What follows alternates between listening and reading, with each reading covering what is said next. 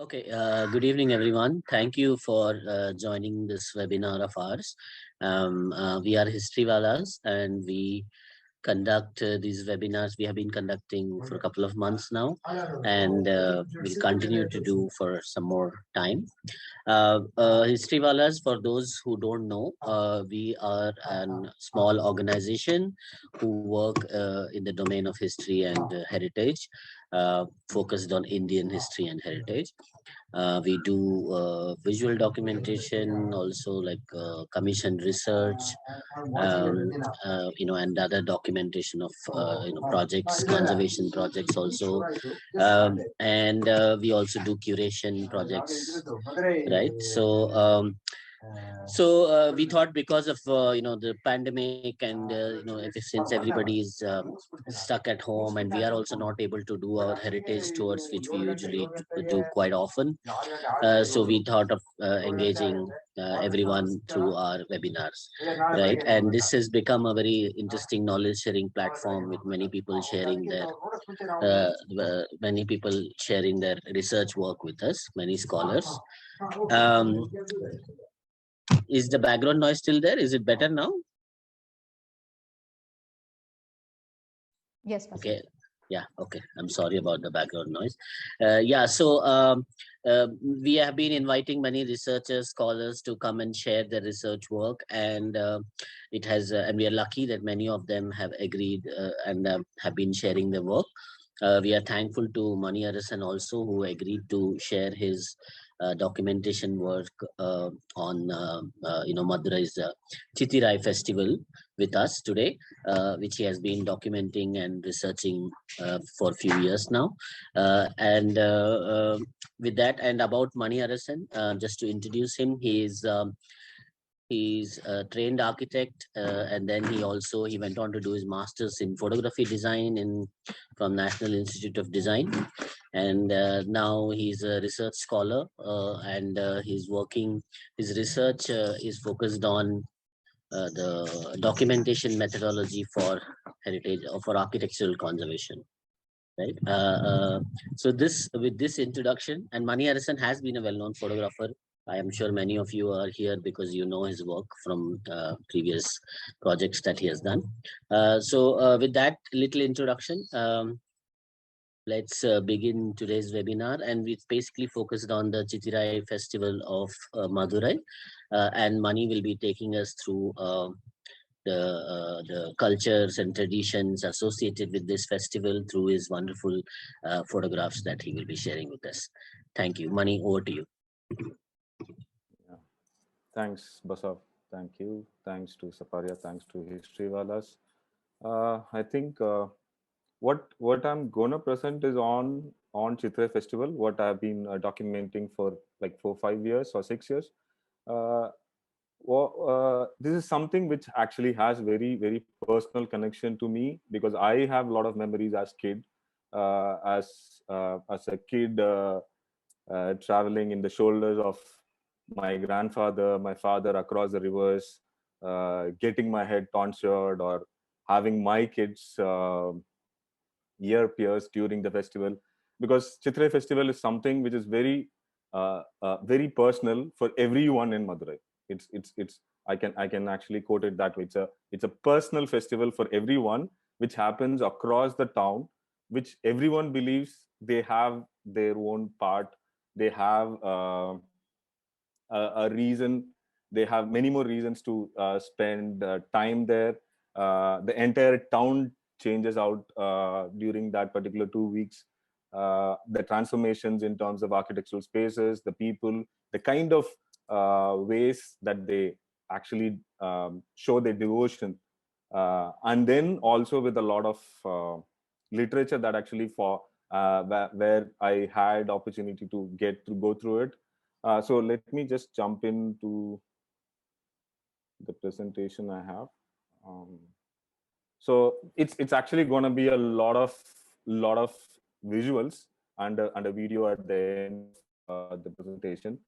What I'm just gonna, because even for people from Madurai, we do not know the complete history, the complete timeline, the complete rationale behind the Chithirai Thiruvizha. the festival or the Thiruvilla, very few people who you really need to do some research to understand what exactly happens during that 15 days, during that 2-3 weeks that starts from the Meenakshi temple and that ends in Vaigai River back till Alagar Kovil. So one thing I'm specifically looking at here is looking at only the part of Alagar Kovil side, not necessarily looking into the Meenakshi temple celebrations, the celestial wedding, or the Thir Tiruvilla that happens inside the Madurai presents. Whereas my work or my research or my documentation, rather, I would say my documentation kind of completely focuses on the side, on the northern side of the river, that is from Vaigai River till Alagar Kovil, which is roughly 25 kilometers stretch. That entire landscape during those 3 weeks completely changes. It's really exhilarating. Um, so how I started, like just to give a personal bit on how I started, like obviously, uh, because this is one thing, in spite of the numbers of people, in spite of the timeline that the festival has gone through, in spite of the history that it has, uh, not many people outside, not even outside, I'm not even going to mention outside Tamil Nadu, but not many people know it outside Madurai as well. But the kind of rich history that has actually gone through the entire town for the last 400 years, that is where my search started in in this festival, documenting it. Like the first couple of years, I just thought I'll just document it. I'll just have some images and then end it. But as I gone in and end, it's like every year it opens into new avenues. It opens into something that is like really surprises me out there. So, and I think it's been 7 years. Unfortunately, the festival didn't happen as it should have happened the last 2 years due to COVID. But every year it has actually opened new gates. Every year I have found new people. I have found very interesting work that is actually happening, but all of them happening locally. Unfortunately and incidentally, it's not being recognized. So that is one thing which kept me going. And the last year, as in the last year when the festival happened, 2019, I had the privilege of a group of students working as interns with us, documenting in videos, interviews, oral histories, and a lot of things that happened. So now I have found more people who are working on. I found more work that's coming out, more scholarly work that's happening. So I have been waiting for the next festival, which hasn't happened for the last 2 years, hoping that at least next year things will open up. So now I'm going to jump in straight away here. Okay.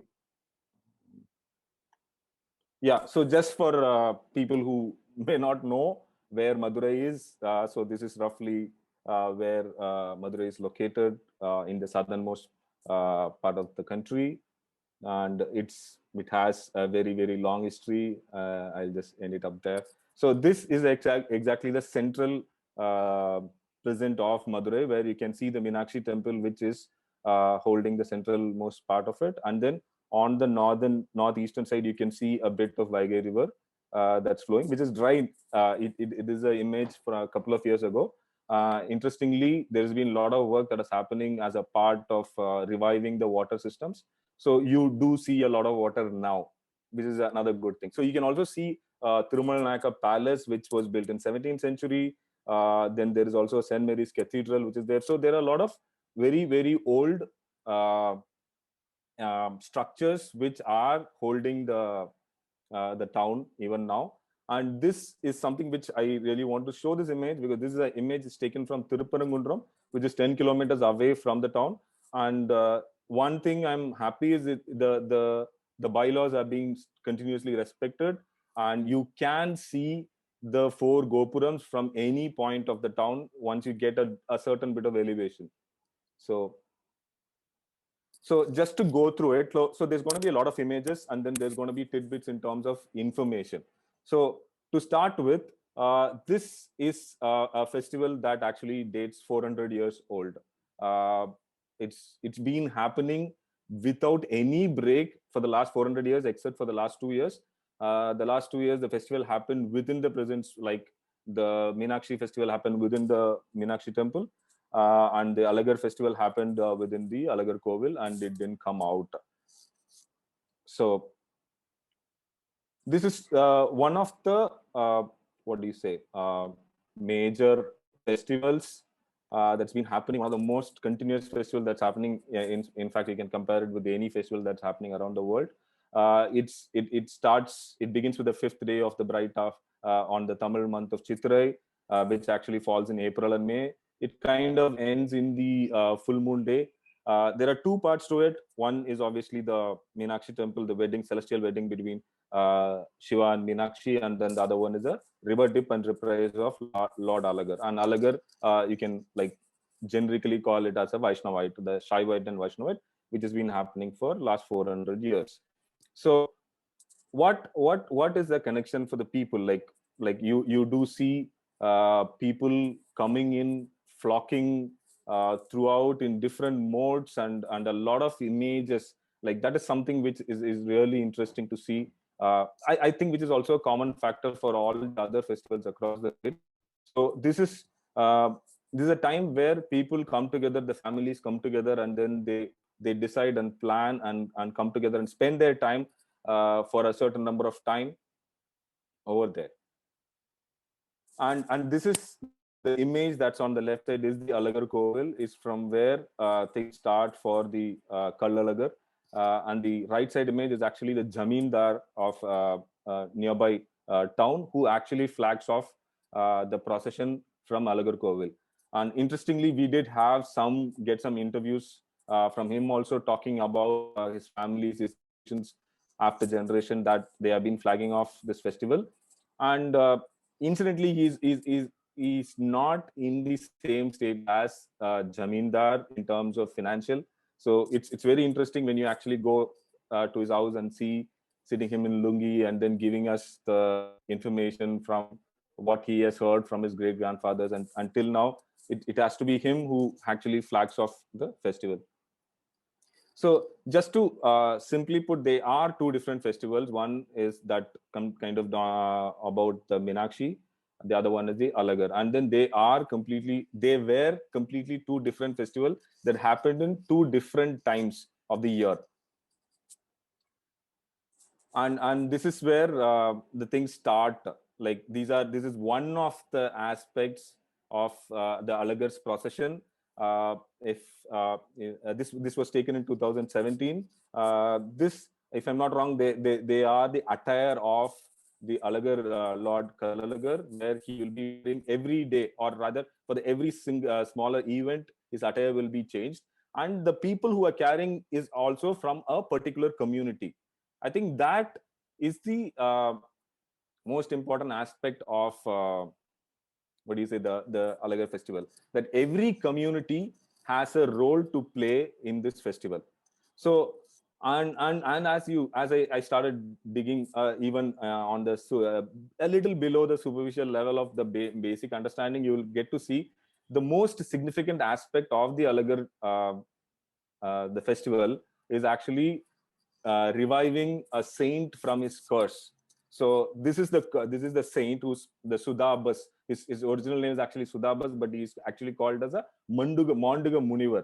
Manduga is also a frog, where he's cursed, and then he waits for his revival of curse by Lord Alagar, who starts his procession from the Alagar Kovil, reaches here. So the main event is actually where the Alagar has to come and lift his curse. So that is actually the original festival or the event, and this is where the ascetic, the saint, is being taken to the location. So this is Alagar Kovil. So he's being taken to the river, Vaigai river.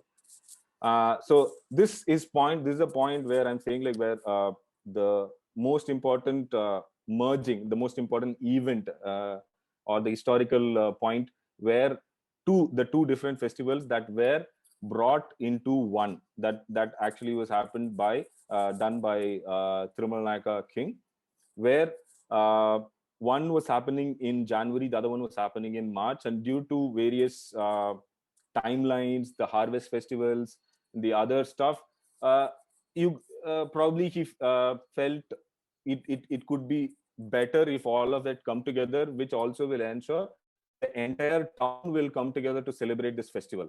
So this completely transformed. This completely became a very significant event in the Chithirai festival's timeline. And this happened somewhere in the 17th, 18th century. It must be like after 100 years of the initial one, it happened. Uh, and then this is a point where this is called Thenur Mandapam, whereas the Thenur, the original, the town is 20 kilometers away from Madurai. What used to happen when Nayaka decided to integrate two different festivals, he found which was the most celebrated festival, and then he chose Thenur village, where it was much more than the other villages. Because interestingly, I also found out that there are towns which is around Madurai. Also, they also celebrate the Alagar festival of their own. So apparently, he chose the most significant one, the biggest one rather, from Thenur, and he gave this place. This is just at the banks of Vaigai River. He gave this mandapa, this space, this mandapa specifically is called as Thenur, but otherwise the Thenur is somewhere away from the Madurai. So the entire community from Thenur would actually come down. They will take care of all the proceedings that happens over on the third day of him reaching the Vaigai River. So this is the basic list of events of the overall festival, where you can see till day 12, or rather day 11, it's all happening within the central part of Madurai. Whereas after that, you have another 4, 5, 6, 7 days of Alagar's procession, where he starts from Alagar Kovil, comes into the Vaigai River, and he spends around 3, 4 days in the banks of river in different mandapas through the banks, and then goes back. So this includes the lifting of curse of the Sudabas Munivar, or the Manduga saint. So this is where he starts the Alagar Kovil, where the Kallazhagar is his procession starts. You could see a lot of people who are carrying. They will be from a particular community. On the left side, you see a mandapam, which is actually called Mangulam. It's another place. So what happens in this entire stretch is every town, every community has a certain function, as a certain duty that they take care of, that they actually feel very proud to continue on, because that is a point where their community comes together and then do their part in doing as a part of the function, as a part of the festival, and then let this thing move on. And you can see there so then there is a lot of thing that actually follows, including a lot of people, so they're waiting. So this is the basic stretch. You can see on the left side the map image, the top northeast, where is the Alagar Kovil, and the bottom you can see the southwest is the red dot is Meenakshi temple. So the entire stretch is actually marked, and on the right side it's a little enlarged version, where you can see the points where he stops, he gets in the river and then goes through the river. And then on the right side you could also see the Thenur Mandapam over here, which is a point where he kind of like concludes his time in Madurai and goes back. So this is the setup of where he first, and the first point of him entering into the Vaigai River. So this is where he's supposed to have his river dip and reprise himself, and then walk along the river stretch, along the banks of the river for the next 3-4 days. So this is actually the Vaigai River banks. So there's been a lot of changes. There's been a lot of impact in terms of the river banks landscape that keeps continuously changing during that time. Incidentally, there is a lot of thing that's happening right now under the Smart City program. We just hope that's just gonna be better. So the image that this is from 2017 and this is from 2019, where there were some check dams which were built, which kind of ensured water that was flowing in. Otherwise, what used to happen till the previous year is there will be water which will be forcefully filled in, allowed to come just for that particular, just for the particular part where he comes and dips in. That you can see a small tank just next to in between where those orange color people who are working in. So there will be some water where he will be just dipped in for the sake of it, and then he will be going back, which is kind of taken care by this restoring the waterways, restoring the old water channels inside the town, which has ensured water is actually decently running in. Because to just to make it a point, Vaigai is not a perennial river, so it runs only during when there is a season that actually runs in. So apart from all these histories and all, what actually is being told, like if you go and ask anyone who goes and attends the festival, he would say what exactly is the festival is about. The festival is about where the legend is about the Kallazhagar is traveling to attend the celestial wedding, the wedding of his sister Meenakshi.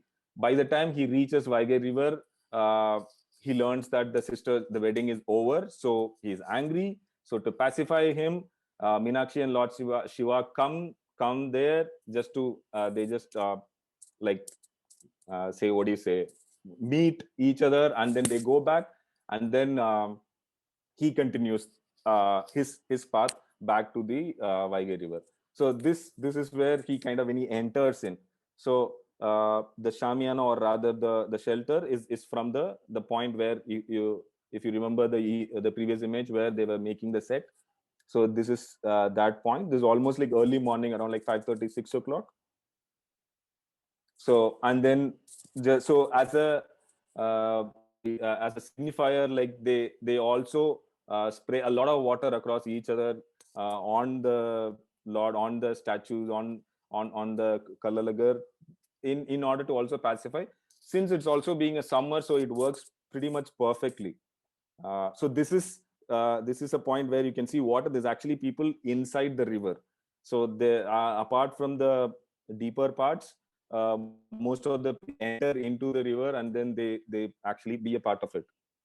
So this is actually after 2 days, where in the Tenur Mandapam, where the particular curse is going to be lifted. So there are circumambulations. So the mandapa over there on the left, so that is where he goes back in. So interestingly and incidentally, that mandapa is a completely restored mandapa. And then till 5 years before also, there were a lot of changes in terms of not going in the traditional way. So what used to happen is, a lot of things they'll just do it like, okay, so it's not working, so we'll just do it for the as a signifying part, or as some kind of a denotion. So they just do it for the sake of it and move it. So what has happened in Tenur is, like, they kind of wanted to revive it as it was originally. And what they have done is, like, completely restored with some government funding. They've restored the mandapa, and then they have ensured that the Lord enters into the mandapa and gets out. And interestingly, what used to happen is, when the Nayaka king, when he requested the Tenur village people to move their festival from their town to the river, he offered them 200 coins of gold, which is actually being equated by 200 rupees now. So just for the namesake, they have to give something 200. So they just give 200 rupees now. So there's been a lot of evolution, or rather colloquial evolution, in terms of, like, whatever is convenient. They kind of changed things. They have kind of moved, but try to keep the spine along.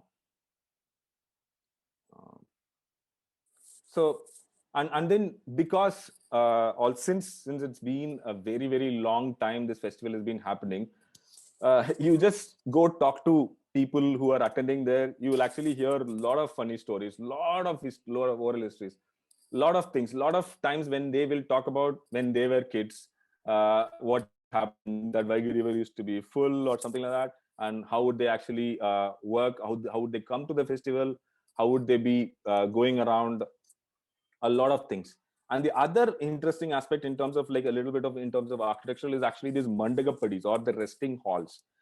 The the stretch of procession, which is almost 25 kilometers, and then again going back, is pretty long, and then people carrying, they need some time to rest. So there are resting places in the 25-kilometer stretch, almost like every 300 meters or every 500 meters. There are these kind of mandapams.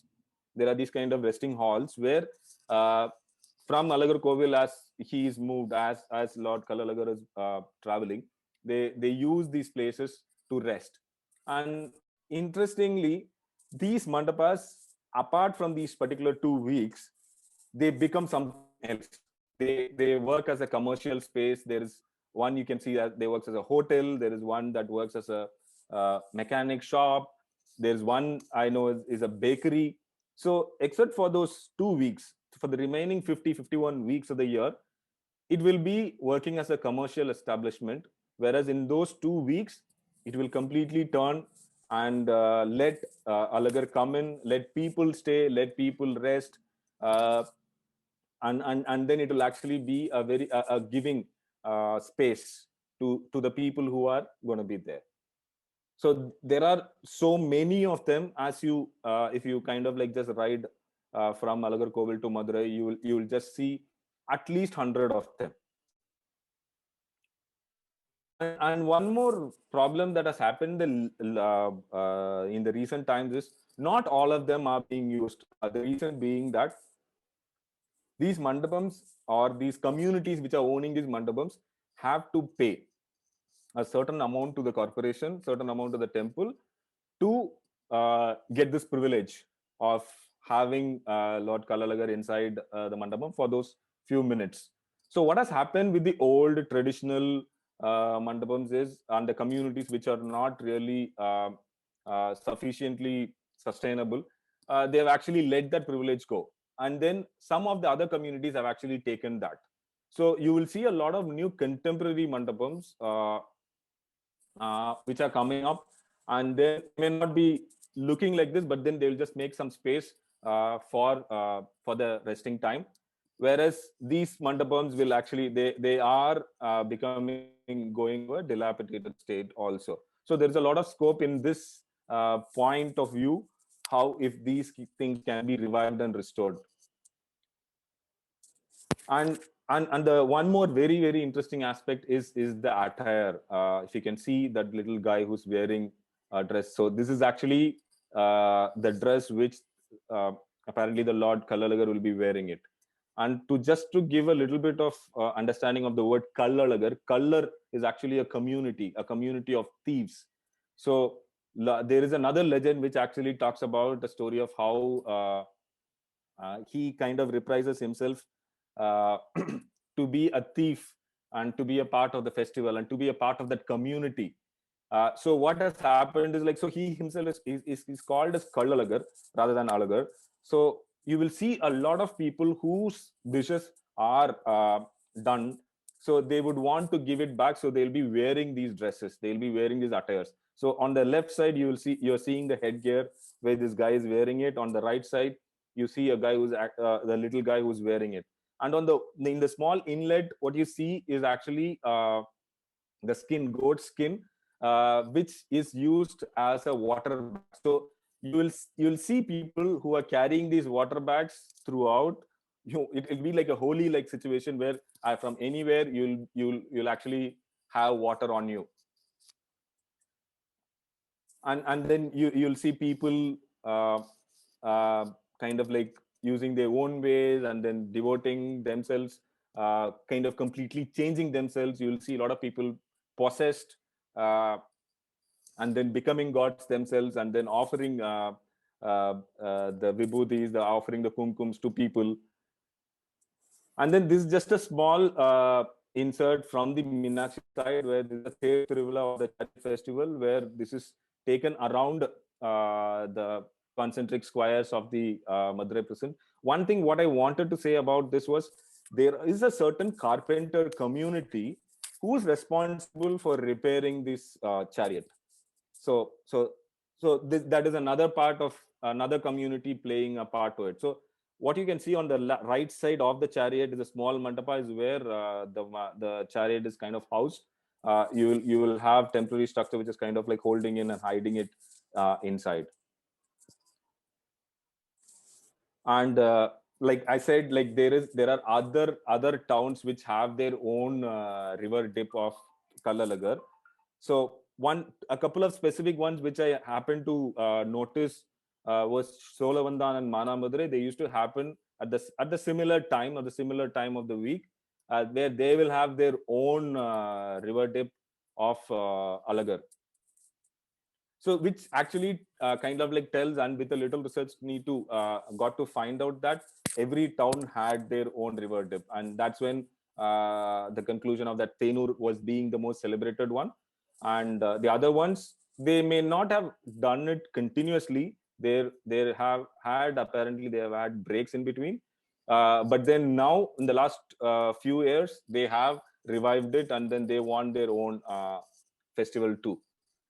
So just to put a few things, like, since it's being a lot of images and a lot of basic history and all, the things which impacted me, the things which I kind of remember is like there's a lot of local literature, not really universally available. Like if you search for it, you may not find much.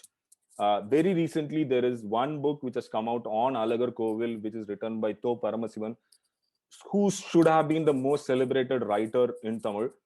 He's actually passed away a few months before. So after him passing away, the book is being released, and that has complete information in where he wrote that thing in 1978. So he has the entire account of his research and his understanding in that point. He has also mentioned the account of another Britisher who has made an account of all the festival that happens in Madurai in 1801. So he has actually compared with the lengths of the events that has changed and progressed. So that literature is, I think, one local literature is the only thing that is available for anyone who wants to research or on their own. Oral histories, a lot of it, and then you really need to authenticate them. Intangible memory is something like everyone who's from Madurai will have it. Like any Madurai guy who's proud of the town is actually being pained by the last 2 years that has not happened. Uh, and then the transforming spaces, and then the heritage structures that actually runs through the stretch, and then the evolving narrative that happens year after year. In terms of architectural, there is a lot of scope. I've just put a few things like there is a lot. There is a potential project that we doing on the water management. This particular image is from one of the largest tanks, just 2 kilometers outside the Alagar Kovil prison. It's called Poigare Patti. This is where apparently one of the float festivals. So these temple tanks, these water tanks, float festivals are very, very famous in and around in Tamil Nadu, actually. So at least in Madurai, there are four of them, of these temple tanks have their annual float festival. The major one being the Mariamman Teppakulam, which or the water tank, which is in the just closer to the Vaigai River. The crowd control is something like there's a lot of people you kind of end up seeing. Rough estimates are around 2 lakh people who come on those specific 2-3 days when the Vaigai River dip happens. And the other thing which is kind of growing is Alagar Kovil being 20-25 kilometers away from Madurai. There is a good scope of that being a satellite town, and you get to see a lot of cycling groups that actually do it on the Sundays. So I'm just running through a few images of people, like, because I believe this is a festival of people. This is a festival where they just need a space in that entire stretch of riverbank, and a lot of my documentation I actually focused on that. So these are very interesting. So these swings become balcony seats, and then I think they cost a little bit more, specifically when the time when the Alagar comes in, so they can hold their seat, and then a few of them, I think they have four, so around 8 people, and then you can see two of it, so around 16 people.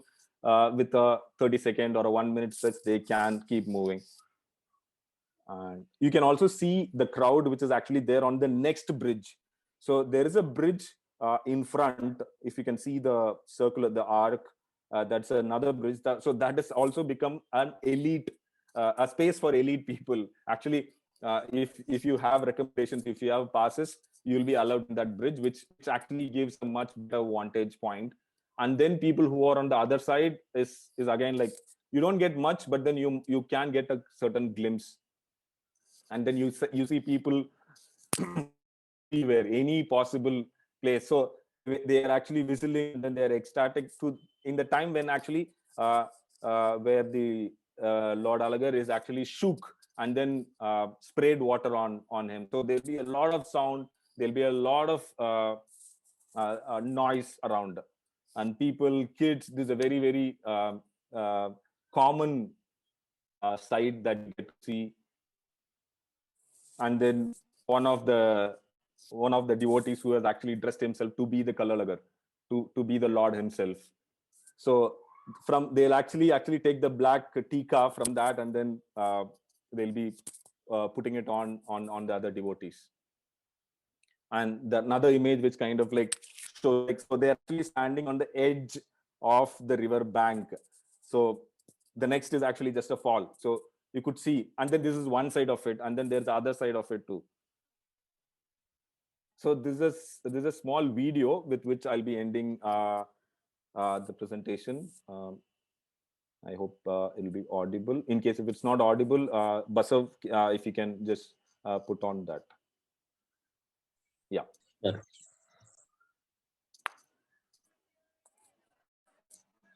I think you'll have to do share sound in your. You can't hear the sound? You can hear, the volume is very low. Play it, let's see.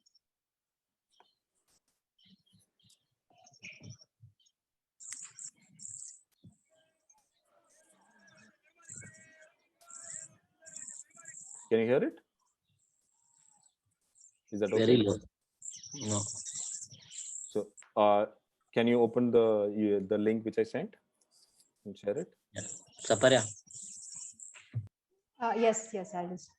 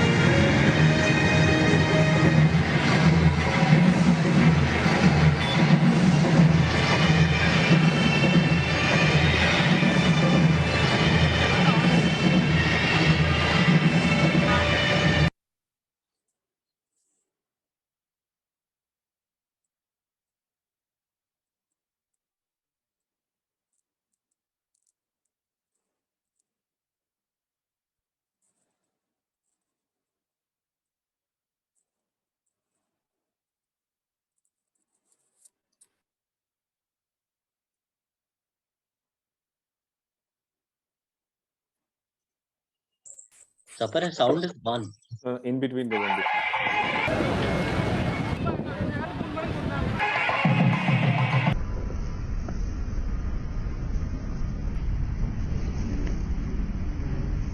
வெளியே போயிடுவாங்க.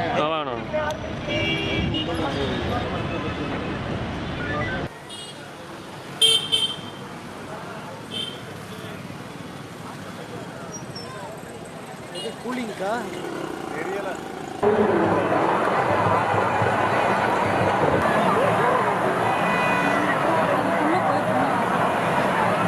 அப்படியே வந்துட்டு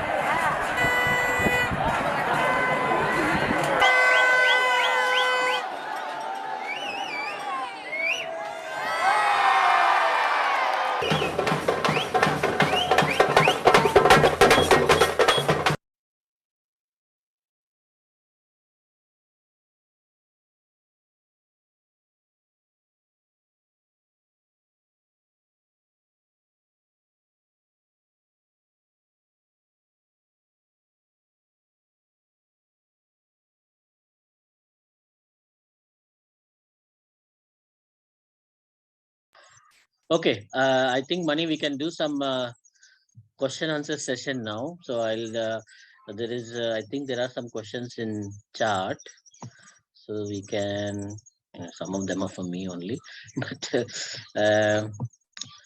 we can start with questions. Uh, Yeah, Yes. just to end that, like there has been a lot of changes. Like the Okay. last point where the pigeon is actually being substituted for a stork, a white stork, or in Tamil it's called the narai. So that particular time, like in 2019, they didn't have, they couldn't get a stork. So what they got was a pigeon, and then they kind of like let it flew, and then that is actually kind of a signifier for letting the curse or letting the curse of the Sadabas Muniva, the saint, and then that's like kind of the end of his journey in the festival, and then he starts his procession back. Yeah. So. Yeah, great. Thank you, Mani. I'm just going to read the questions which are there in the chat box so that we can answer them first, and then also, um, I request people to also, they can unmute themselves and also ask a question. First question was from me. What is the story of this Lord that we are talking about, who is venerated? So I was just curious as to why is he revered, and is he like a community god, and not from a particular caste or something like that, yeah, or religion? That's what one like technically he's a Vishnu. He's a Vishnu god, Vaishnavite god who's in Alagar Kovil, and then you can go over there. And what actually happens with this, there's a lot of local literature, and then there's a lot of oral stories and a lot of things. Uh, every time there is a new thing that actually comes up over there.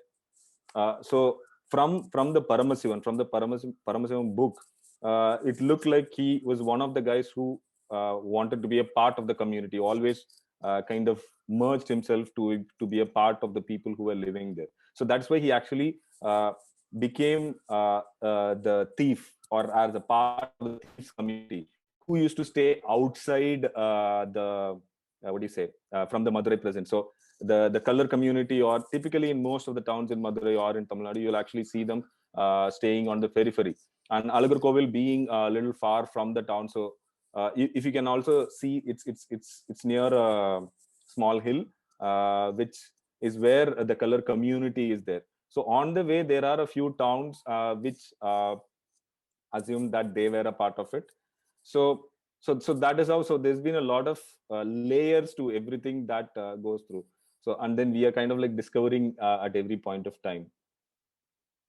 And why also is because of his being so close with the community, and that's what the legends say.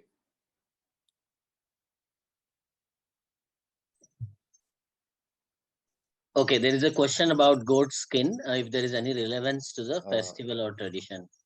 Not really sure, but they actually they are the processed goat skin which can hold the water without any kind of leakage. So that again we are looking into it, because there will be this new markets which is coming on that particular couple of days, which will be selling this, which will be processing, and those particular time, because normally the goat skin, there is another commercial activity that goes in terms of the selling of the goat skin. So that particular time it becomes a little more costlier, and then people kind of like come in, and again this is one of the other lower communities who come in and do this. So not really sure if there was any specific reason why it was goat, or maybe just because it is interestingly it's not it is actually a non-vegetarian festival. Like a lot of people will actually be sacrificing goats, a lot of people will be sacrificing for and then they will become a part of their food in that time, which won't be happening on the Meenakshi temple side, which will be completely like a vegetarian stuff, where in this side it becomes more in terms of meat food, and maybe that is the reason, I guess. Okay, yeah, that's very interesting. I think it's also because goat skin was used earlier anyways for water, this container. So maybe as a tradition, they just bring them up again. The question was also about the chariot.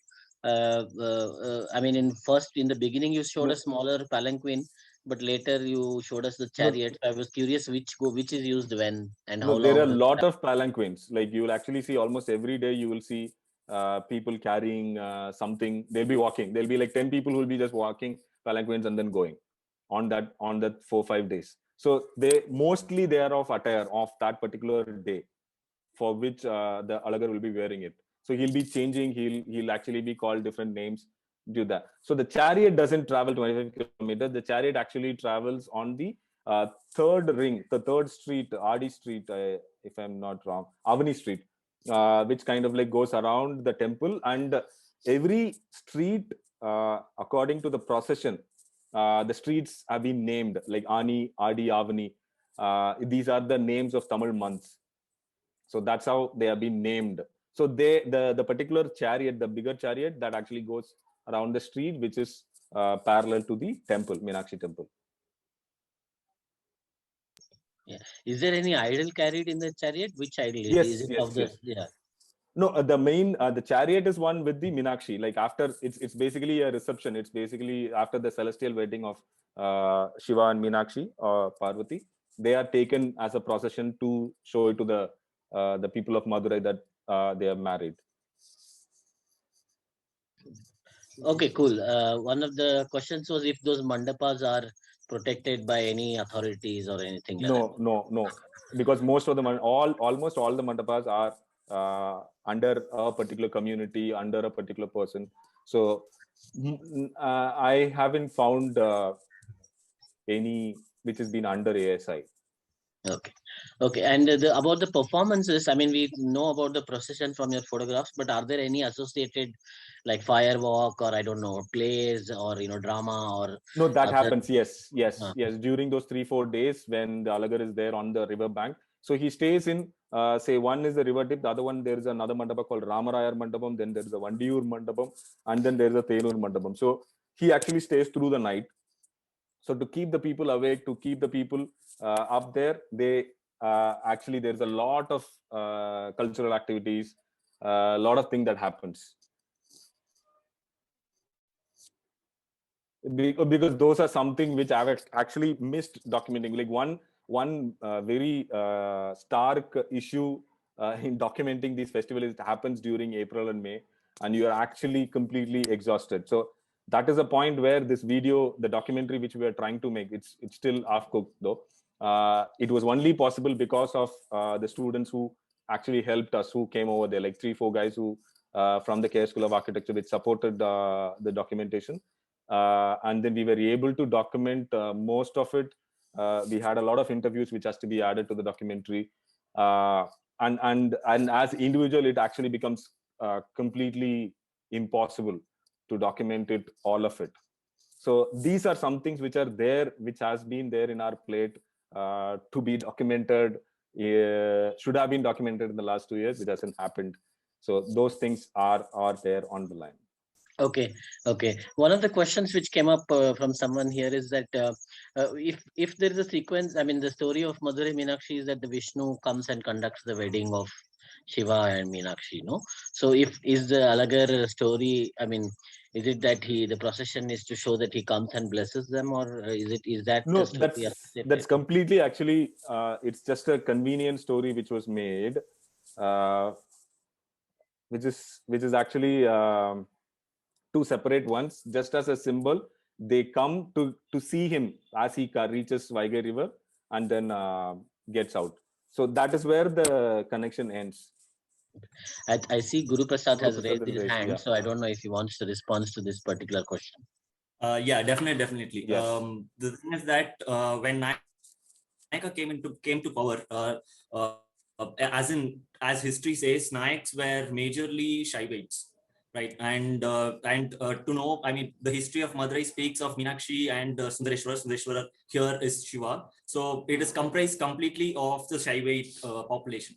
Whereas Tirumala Nayaka wanted to sort of unite both Shaivites and Vaishnavites. That's why the reason of, I mean, it is actually a spun story that Vishnu is Meenakshi's brother. Otherwise, it is not that. It is not really the story. It was a spun story that came up only in the 1600s. Before that, that wasn't the story. So this story was actually made up, and we have the festival right now for us. So it was actually an event to bring together the different sects of people, sects of people. Yeah. I hope that's sort of answering the question. Is it? Yeah. Thank you so much. Yeah, I mean, I don't know if it's in any of the Sthala Puranas there, but it's interesting to note that it might not be there also. Okay, just wanted to know the communities a little bit more in detail as to what communities participate and what are the different roles you talk about, like which community does what. See, that's what, like, if everyone plays a certain part, like there's no big thing like, okay, that these guys are going to do that. Like, so say like these palanquins are being carried by a certain particular community. Even Muslims are involved.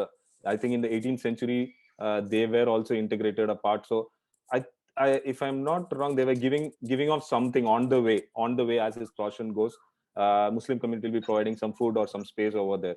So like say the community I come from, it's actually they will be lifting the procession from certain point to certain point, and which kind of got discontinued due to some mismanagement at some point. So these things keeps changing. These things has continued to evolve, continue to change, and it is just that you will know in that particular festival you will understand that, okay, so that this community is going to be doing at this point of time and in this. So Okay. not really a very primary source. Okay. No, I mean, I usually find that communities are possessive about the role they have in this such kind of festival, right? They don't allow anyone else to do what their responsibility is in a way, right? So I don't know if that exists here as well, right? Yeah, so that was one, and I just before I go to Guru, because I see his raised hand, I just wanted to say that one more question attached to this is: was there any discontinuity in this festival, under No, British or under not under or any record, not on any record, because the Paramasivan's book also talks about that it has continuously happened in spite of whatever has happened through the time. This is actually the first time when it has not happened, where the Alagar has not reached the Vaigai River for the first time in 2020. Okay. Yeah, Guru, you wanted to respond to something? No, as in I didn't lower my hand. That was it. No, I think that was for the previous. Yeah. Yeah, I was just curious about the motivation for Tirumala Nayak to merge these festivals, because they were the two different Shaivite, Vaishnavite festivals. Yeah. So, what is there a political motivation or some? No, I think that's historical- what Guru answered, right? So he is from the Vaishnavite, and because he is more of an integrator, like some from whatever the history that we read about him, he never looked at it as different thing. And interestingly, he brought Saurashtra community to Madurai. He married a Saurashtra girl, and then the large Saurashtra community that's a part of Madurai now was because of him. So they have their own places over there. So there's a huge weaving community that works with the Saurashtra community over there. So he's been, like, from whatever records, he's been seen as an integrator. He wanted to see things together. He wanted to bring the entire town under say under his one umbrella probably. So I don't think he never really saw the other way. Okay. There's a question about if at any point state is involved in this whole festival, like do they fund this festival today? And from an architecture perspective, is there any protection, not only from ASI, but generally that they can't change any of these or something like that? Okay, ASI, I don't think they have any part in this. There is HRNC, there is the government, there is the Madurai Corporation. Like from the news information and all, the Madurai Corporation kind of like takes over how to things done and the financial matters and all the other aspects. There is also there are these, because these temples have their own dharmagartas, they have their own communities which come together and work together. So I think government on a larger umbrella, they kind of ensure, like in terms of letting the water from the Vaigai Dam, like when there was no water. So that becomes government responsibility. So the government gets in those kind of times. And then a couple of times, whenever that happened, the elections kind of like happened together. So there were issues on that side, like so on the larger purview, on the larger ambit, the government steps in. But otherwise on the local side, it's actually the corporation and the HRNC, the local communities, they kind of like come together and then they play the larger part. ASI, I don't see any part that they played in here. So Okay, cool. Thank you. I think Mr. Sahesra says thank you for this webinar, etc., etc. Huge emotion. I think he's from Madurai, clearly. Yeah. So Swati Subramanian asked the question: does the medieval literature mention this festival somewhere, or any like basically literary reference to this festival? I'm sure there must be. no, that is one thing which we have been trying to find. Like the most comprehensive reference is from this guy Paramasivan on his book Alagar Kovil. Other than that, there's a lot of reference of the Meenakshi's wedding, and then it will actually end up saying that Alagar comes over there and then gets in. That's all. So it only talks in reference to the wedding, not necessarily to say the saint whose curse is lifted, or the community that involves inside, or him being a thief, part of the thieves community. Not really. There are very, very, very few literature that has been a part of it. It only ends up there to the wedding, and then there are few references to Nayaka on how why he did it. So on a larger thing, it is there. Okay, great. On the sorry, I just wanted to ask about. I mean, I think what she meant by literary is like novels and fiction also, right? Literature, poetry, maybe, because it's also a community festival. So poetry and literature. I'm sure. I mean, I don't know if you researched that, but there must be something about that. No. The Meenakshi wedding is a larger part of the literature that is there. That's what I'm saying. Like it is there. So yeah, there's a and bigger like maybe legend. Carnatic music compositions. I don't know. Yeah, that must be there for the Madurai Meenakshi wedding thing. I'm sure with the because the Meenakshi wedding, that actually happens again with a legend saying that the Meenakshi was born as a princess to the king over there, and she was born with 3 breasts, and then that was a curse that actually Shiva gave it to her. So the day when she finds Shiva, the right guy, her the third breast will disappear, and then she will become like till that time she assumes herself to be a tomboy, so where she rules, and then she is a major warrior, part of the kingdom. The day she meets Shiva, she becomes a woman, and then marries him, and that's the Trikalyanam, or rather the celestial wedding. So that has a lot of references everywhere, in every literature, in every poem. yeah, I'm sure. Yeah. So thanks, Mani. I think Mr. Rajkumar has his hand up. Yeah. Yes. Good evening, everyone. I'd just like to add some notes to Maniyarasan. So there are a lot of parallel stories, like he says, like it's a multi-dimensional story in literature in forms of fictional. Like if you remember the story of Shiva's wife Parvati, like daughter of Himalayan in Himalaya, it's the same story. They apply that in Madurai, and her name is different. Like they call us Mena or Priyavati. So there are different stories for Parvati's mother, and like Meenakshi are different avatars.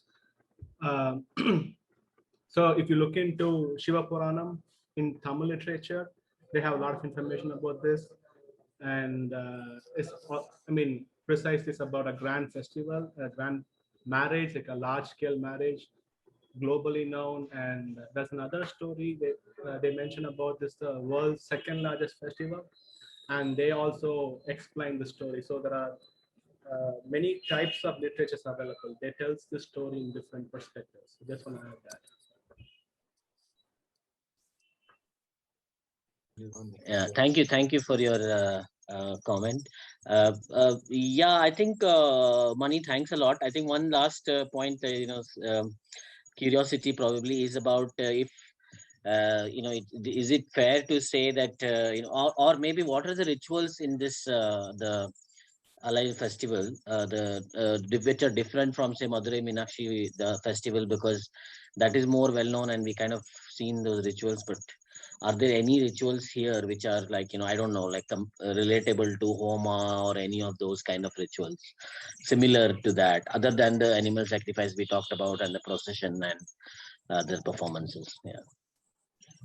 Nothing actually. Like as you see, like people will actually just get their own stuff. They will do their puja. They will be happy, and then they'll be going back. So when the moment you get into the Meenakshi temple celestial wedding, it becomes a much more controlled, much more owned, much more publicized, and then it also happens in one place, and then it is televised. A lot of things happen over there. Whereas here, it's all about his procession, letting him to rest in your place, and a lot of relatable or the other accessories or the other numbers that happens around the procession. These all make, and then people wearing stuff, and then it kind of like changing spaces. So all of this uh, make the festival like the other part of it. So we can safely and politically also say this is a commoners and a festival for masses, a festival where everyone has their place. Everyone has a place in this festival, which normally is not the case otherwise. Otherwise it's more sanitized, otherwise it's more regulated in that sense. Yeah, thank you. I think if there are no more questions, we can close this session. Thank you for the wonderful virtual tour, as well as the answering our many questions. And it was a delight to see the video as well. And thank you for sharing the link with all of us. Yeah, hopefully we'll see you again on some other topic that you will be sharing with us soon. Thank you everyone for attending and making this on a Saturday evening. Thank you for that. And yeah, hope you all enjoyed it. Do write to us. It's historywalas@gmail.com. If you have a feedback, and if you want to connect with us, we are on Instagram and Facebook, and also email. Yeah. Thank you so much. Have a good night. Thanks, Prasav. Yeah.